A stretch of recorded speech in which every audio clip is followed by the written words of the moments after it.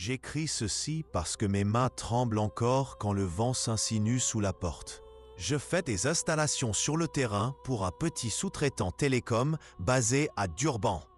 On avait décroché un contrat pour repérer et préaligner une paire de répéteurs micro-ondes entre Impendle et Bullware. Juste 3 types, un baki, un pick-up et assez de colliers de serrage pour faire un filet. Il y avait moi, Sbou, 33 ans, Pieter, 36, bonnet vissé et blague sèche, et Temba, 39, capable de soulever un groupe électrogène tout seul et qui emportait toujours 2 lampes frontales de rechange. On connaissait le coin en plein jour. On ne le connaissait pas à 2 heures du matin, quand les roselières chuchotent. On a demandé à camper près d'une vieille école de mission, parce qu'elle était au centre des collines qu'on devait gravir. Le gardien, ou Babandlovu, nous a fait signe de passer le portail rouillé et nous a compté du regard comme s'il mémorisait des visages. Il a dit « Si vous devez dormir, dormez haut ». Il a donné un coup de pied à l'une des briques sous son lit en fer. J'ai ri parce que ça sonnait comme une blague, et lui non. Pietar a accroché mon regard et a pincé la bouche, genre « Laisse l'homme parler ». « Ça marche pas », a dit Baba. « Ça aime le bord de la couverture. » Ne laissez pas de nourriture. Ne sifflez pas la nuit. Et si vous entendez votre nom, ne répondez pas. Elle l'a dit comme on indique à quelqu'un où est la trousse de secours. Le premier soir avait le goût de fumée de bois et de soulagement.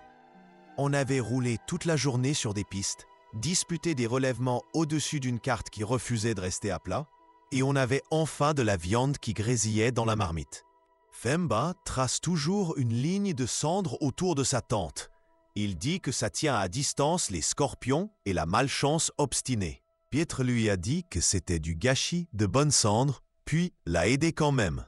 Un chien errant est venu jusqu'au feu et s'est affalé comme s'il était chez lui.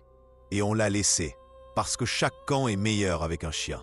Il y avait un vieux portique de balançoire près de la cour de la mission où le vent faisait couiner une chaîne.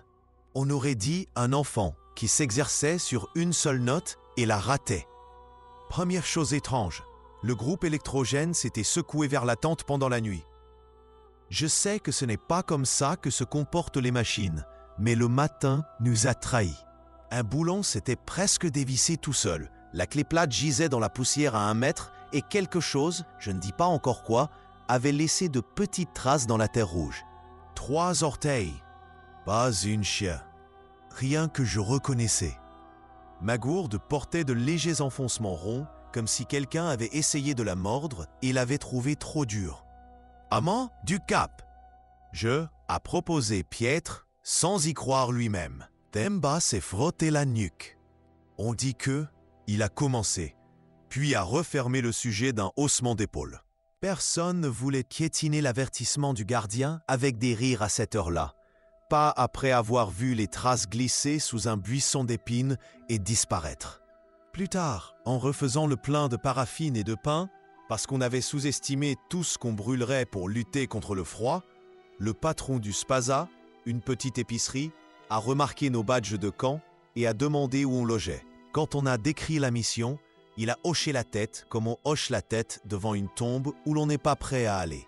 « Mon frère », a-t-il dit à Pieter, dans cette manière rurale de mêler l'amitié à l'avertissement, ne sifflez pas la nuit, ça vient pour ça. On a promis parce que c'est ce qu'on dit quand quelqu'un assez âgé pour être votre oncle transforme une suggestion en règle. En rentrant, j'en ai quand même fait une blague, en fronçant les lèvres pour un petit air pendant que le baki franchissait une grille à bétail.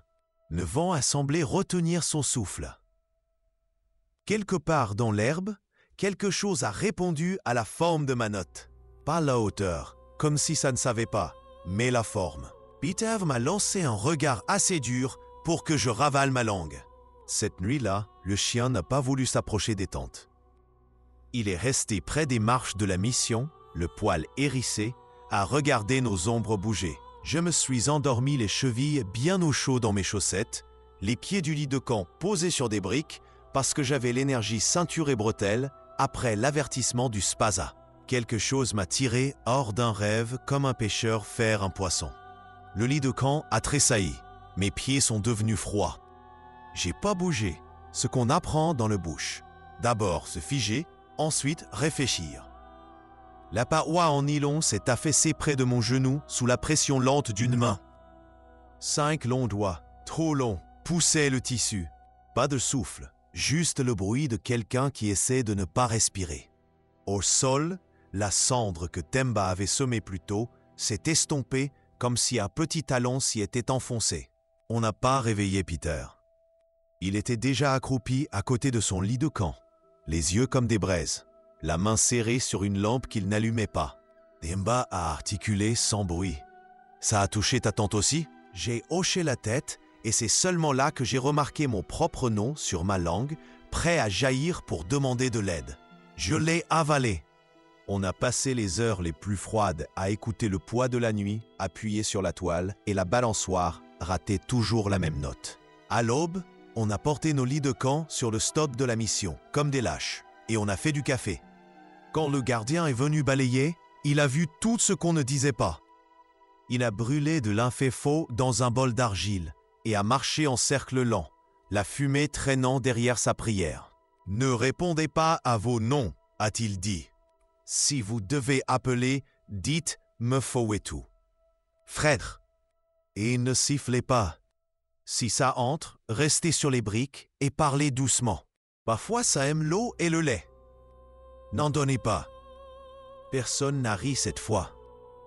Le deuxième jour nous a poussé dur, 2 collines à gravir, un sentier qui s'est révélé n'être qu'une piste à bétail vers nulle part, une parabole micro-ondes qui ne voulait pas rester d'aplomb sur son mât provisoire. On a obtenu l'essentiel, on est revenu après le coucher du soleil et on a décidé de partir à la première lueur pour mettre de la distance entre nous et ce qui marchait bas. La première lueur en a décidé autrement. Le Hilux a refusé de démarrer, mort comme une pierre.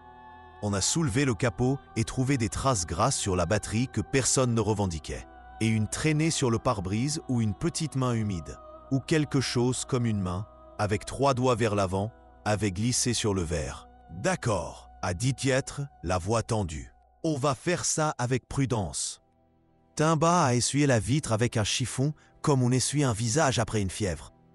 La balançoire ne bougeait pas. Tout le reste, un peu comme si le Veld s'était mis à respirer. On a décidé de prendre la clé et les radios et de trottiner les 2,5 km jusqu'au rondavel du gardien pour utiliser sa ligne fixe. Temba a dit qu'on ne devait pas se séparer. On ne s'est pas séparés. On a trotté en file, l'haleine en nuage, le chien nous suivant comme un fantôme jusqu'à ce qu'il s'arrête net et refuse le sentier. À mi-chemin, quelque chose a ululé depuis les figuiers. Pas une chouette, pas la bonne gorge. Puis, sur ma gauche, dans les hautes herbes, la voix de ma mère a dit « Sibousisso ». Elle vit à Umlazi et ne va pas près du Veld après la tombée de la nuit. Je n'ai pas répondu. Le nom de Temba a suivi, puis celui de Kieter dans une bouche d'enfant. Syllabe écrasée comme de la pâte. Ce qui nous suivait a utilisé mon propre sifflement en 3 notes, faux et sans souffle. Non, a marmonné Temba, comme s'il sentait ma réponse se former sous ma langue.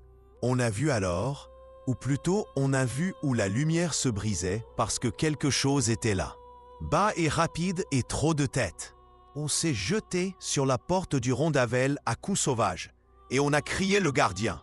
M'fouetou, m'fouetou, parce que les noms peuvent aussi être des portes. Il nous a fait entrer, a glissé une barre dans les supports et n'a pas posé de questions tout de suite. Il a ravivé la ligne de cendre au sol comme on redessine une carte avant une invasion. La main calme, le poignet précis. On a entendu quelque chose crépiter sur le mur extérieur et glisser le long, comme si ça ne trouvait pas tout à fait la jointure. Le gardien a posé son lit de fer encore plus haut sur des briques et nous a fait nous tenir avec lui sur les lattes, comme des enfants qui répètent une danse. Il a dit des prières entre ses dents qui sentaient l'herbe sèche et la pluie.